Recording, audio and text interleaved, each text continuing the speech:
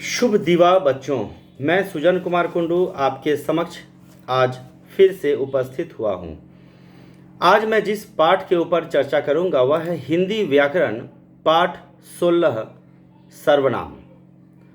सबसे पहले है सर्वनाम किसे कहते हैं। संज्ञा के स्थान पर आने वाले शब्दों को सर्वनाम कहते हैं। जो शब्द संज्ञा के स्थान पर आता है उसे सर्वनाम कहा जाता है।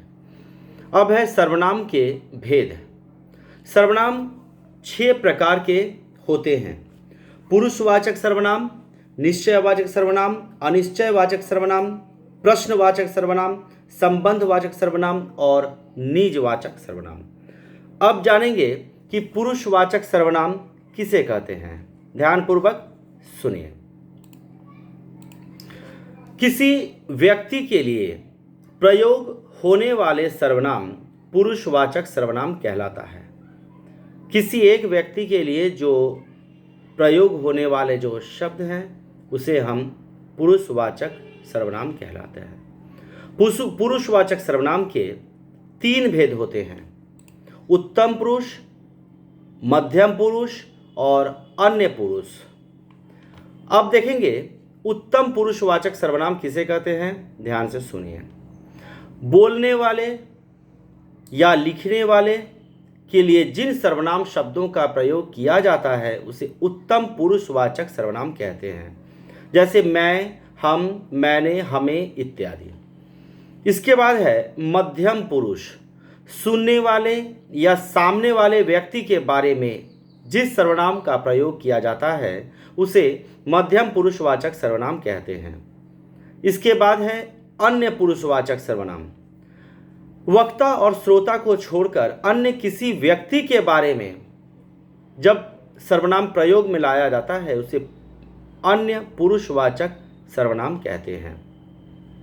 जैसे वह, ये, वह, उन्होंने, इन्होंने, इन्हें, उन्हें इत्यादि। इसके बाद है निश्चयवाचक सर्वनाम किसे कहते हैं। ध्यान से सुनेगा। किसी निश्चित वस्तु या व्यक्ति की ओर संकेत करने वाले सर्वनाम को निश्चयवाचक सर्वनाम कहते हैं। जैसे वह, यह, वे, ये इत्यादि। उसके बाद है अनिश्चयवाचक सर्वनाम। जिस सर्वनाम से किसी वस्तु या प्राणी के अनिश्चय होने का ज्ञान होता है उसे अनिश्चयवाचक सर्वनाम कहते हैं। इसके बाद है प्रश्नवाचक सर्वनाम। प्रश्नों की जगह आने वाले जो सर्वनाम हैं उसे प्रश्नवाचक सर्वनाम कहते हैं। जैसे कौन, किसने, क्या इत्यादि। इसके बाद है संबंधवाचक सर्वनाम। जो सर्वनाम किसी अन्य उपवाक्य में प्रयुक्त संज्ञा या सर्वनाम के साथ संबंध स्थापित करता है उसे संबंधवाचक सर्वनाम कहते हैं। जैसे जो, वह, जिसे, उसे इत्यादि। इसके बाद है निजवाचक सर्वनाम। जो सर्वनाम कर्ता के अपनेपन का बोध कराता है उसे निजवाचक सर्वनाम कहते हैं। मतलब खुद अपने लिए जहां बोध कराए उसे निजवाचक सर्वनाम कहते हैं। जैसे स्वयं, अपने आप इत्यादि। अब देखिए कुछ महत्वपूर्ण बातें हैं। सर्वनाम शब्दों के साथ परसर्ग मिलाकर लिखे जाते हैं। जैसे मैंने, उनको, जिनके इत्यादि। उसके बाद है सर्वनाम और परसर्ग के बीच हो या ही या कोई स्वर आ जाए तो परसर्ग अलग हो जाता है। जैसे किसी ने, इन्हीं को इत्यादि। इसके बाद है आदर प्रकट करने के लिए एकवचन संज्ञाओं को बहुवचन की भांति प्रयोग में लाया जाता है। जैसे गुरु जी आ गए हैं, वे कक्षा में पढ़ा रहे हैं इत्यादि। श्रोता को सम्मान देने के लिए आप या तुम का प्रयोग किया जाता है। तू का प्रयोग अत्यधिक निकटता दिखाने के लिए या निरादर करने के लिए किया जाता है। अब इसके बाद है सर्वनामों की रूप रचना। रूप रचना मतलब बनावट, किस तरह से उसकी बनावट होती है। जैसे उत्तम पुरुष मैं के अनुसार देखिए क्या है।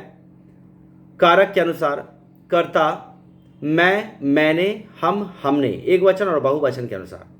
कर्म के अनुसार मुझे, मुझको, हमें, हमको। करण के अनुसार मुझसे, मेरे द्वारा, हमसे, हमसे द्वारा इत्यादि।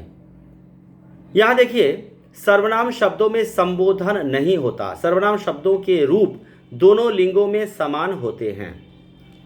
इसके बाद देखिए, वह के अनुसार वह, उसने या वे उन्होंने, उसे उसको या उन्हें उनको इत्यादि।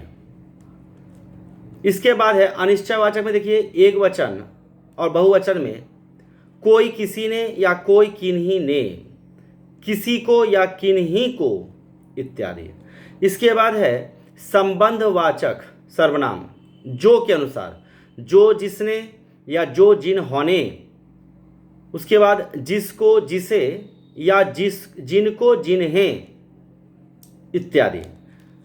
इसके बाद है प्रश्नवाचक सर्वनाम, कौन के अनुसार, कौन किसने या कौन किन्होंने, किसे किसको या किन्हें किनको इत्यादि। देखिए, बल देने के लिए कोई और कुछ का प्रयोग होता है। लिंग के कारण सर्वनाम में कोई विकार या परिवर्तन नहीं आता। ये हुआ सर्वनाम। ये पाठ बहुत ही आसान है। आप बचपन से ही ये पाठ पढ़े हो, पहले भी ये पाठ पढ़ चुके हो। ठीक है, बहुत ही आसान है। कृपया इसे पढ़कर समझने का प्रयास करिएगा। धन्यवाद इति।